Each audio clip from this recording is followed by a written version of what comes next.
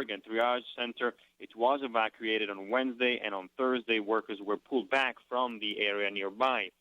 More than 6,000 tons of debris has been removed from by exhausted and determined rescue workers. The debris has been taken by dumpster trucks to Staten Island, where the FBI is examining it, perhaps in search of clues which could reveal the identity of the hijackers. Perhaps the most frustrating part of this rescue operation, Carol, is the fact that mostly what is being recovered from the rubble are body parts, and the latest figures released last night speak for themselves. 184 sets of human remains have been found, and 47 whole bodies, of which only 35 have so far been identified.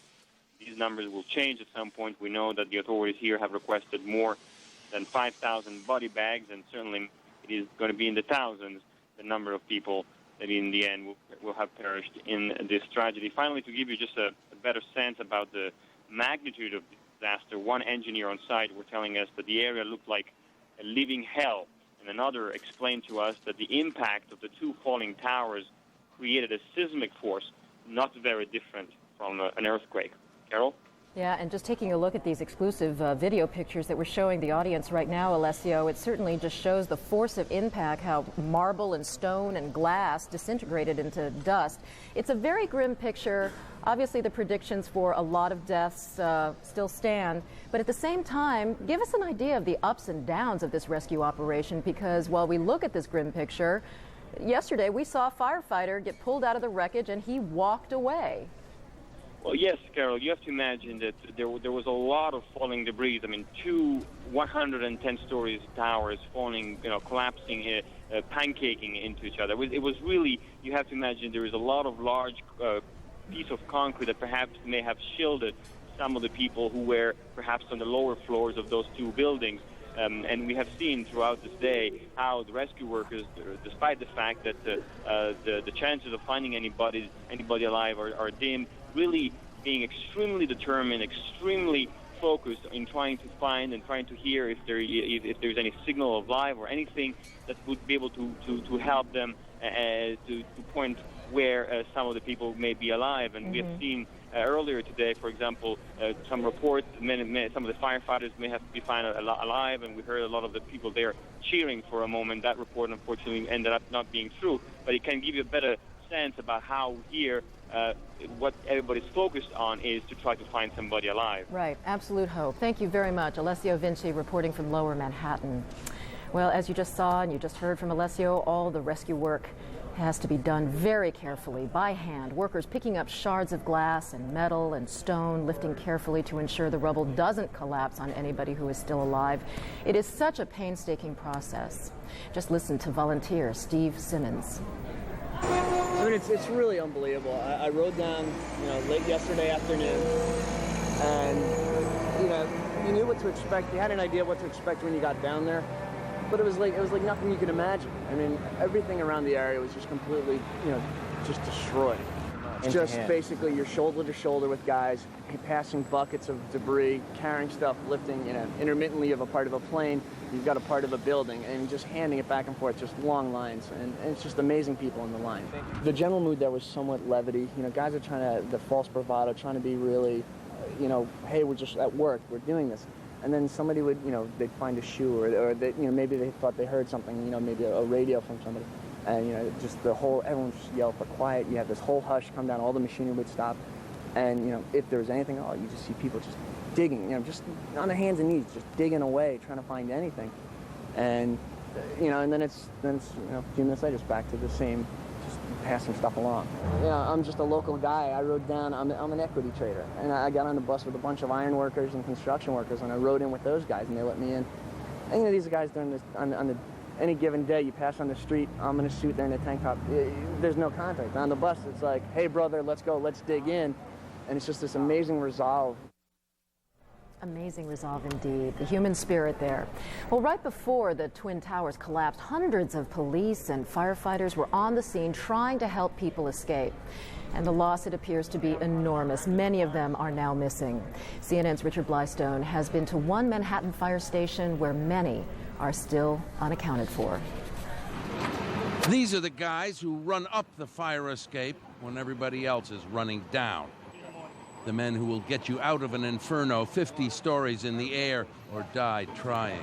30 men from this Midtown Manhattan firehouse may have died trying. They were among the first to reach the trade towers Tuesday, and they haven't come back. So as you can see, the neighborhoods had an outpouring of love for us.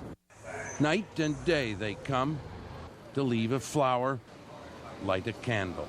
I felt I did something, yes. I felt like I did something. Hard-boiled New Yorkers. When I was sitting out on somebody's car over there in disbelief, I had my head in my hands, and I felt somebody just kind of give a little squeeze on my arm. I look up, and it was just somebody walking past. Total strangers, like this woman from Argentina, who says she had to come and touch the firemen. They're heroes, she says. They gave their lives, poor things, to save other people. These students from Montreal were here on a night on the town early Tuesday.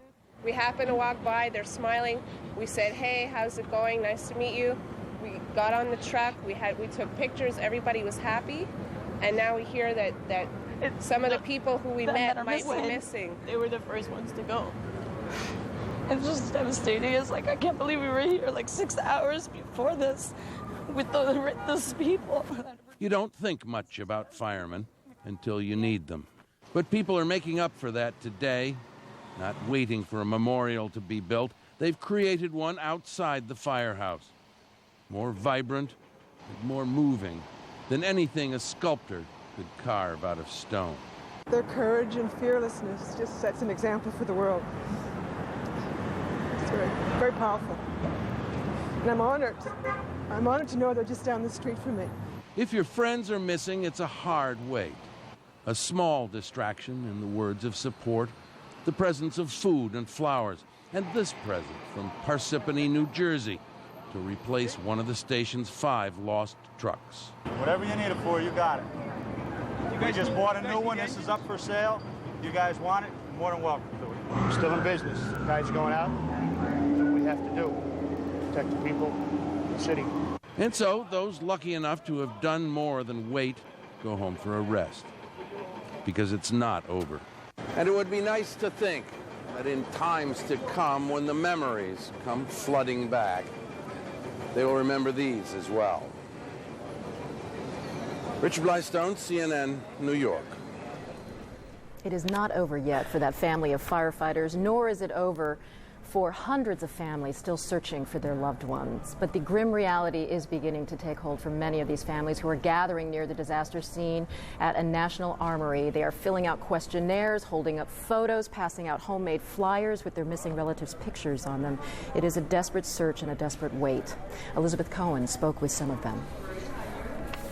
Last we heard, it was my sister. She spoke to him on Monday, and he was so happy that he was just purchased his new house, and he was just really glad. And then he went into work on Tuesday, and we haven't heard since.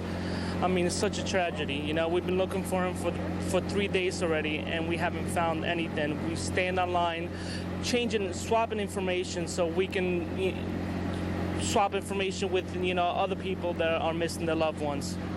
And many people from his company are missing, is that right? Yes. Cantor Fitzgerald it was located between 101 and 104th, and that's where the impact hit the most. And it's just, we're waiting. I mean, we're waiting for some results, or for the company even to come up and step up and look for us and say, give us some little comfort, because we need their support as well.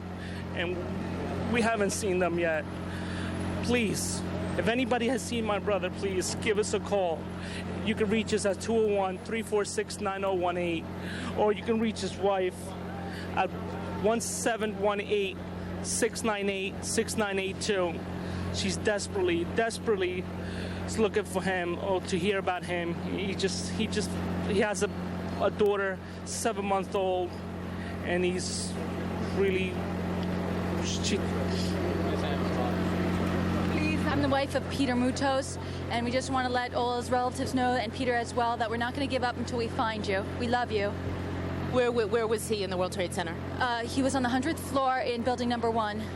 I'm hoping that this is a way for the media, who has more access than we do, to be able to go around and identify him or try to find him for me. This is the second time we're going through this nightmare again. He was also involved in the '93 World Trade bombing. And I feel that this time the media can help me, or, to find him or get, if not a glimpse of hope, some answers as to his, whereabouts. I'm trying to keep the faith, and I'm trying just to search for him. I want him to come home. I'm looking for Salvatore Ziza, my brother-in-law, who has 2 young children at home and a very large family. And the pain that we feel, we express the same sentimentality to the thousands of people that are out on this street. As much pain as we feel, we wish everyone else here our best. The experience that we've had from all the authorities that we've dealt with, including everything the girl before me mentioned, the same process, the same sources.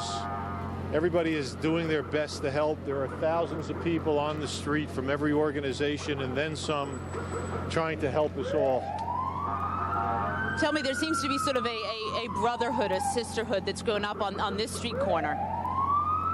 I haven't seen the American karma come together like this since the Vietnam War. Everybody feels the same way. Everybody has anger, but everybody has compassion. There is no script for what to say, and there's no script for how to feel. I've run into probably 10 people that have Marsh McLennan signs on their pictures, and I don't know their names and I don't know where they're from, but they've hugged me and they've cried with me together. Everybody is feeling the same thing. There is no script. However, we're reading off of the same lines. There is no script because the pictures just say so much. And we here at CNN, we're trying to help as well with the families. We're posting pictures of people missing in this tragedy on CNN.com, and you can email photos of missing friends or relatives to missing@cnn.com, or you can go to CNN.com and click on the link. We'll also post emergency contact telephone numbers for you there as well.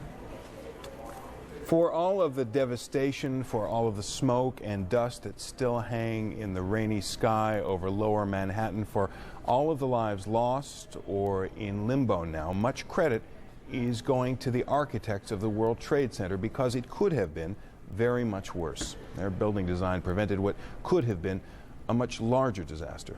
CNN's David George explains.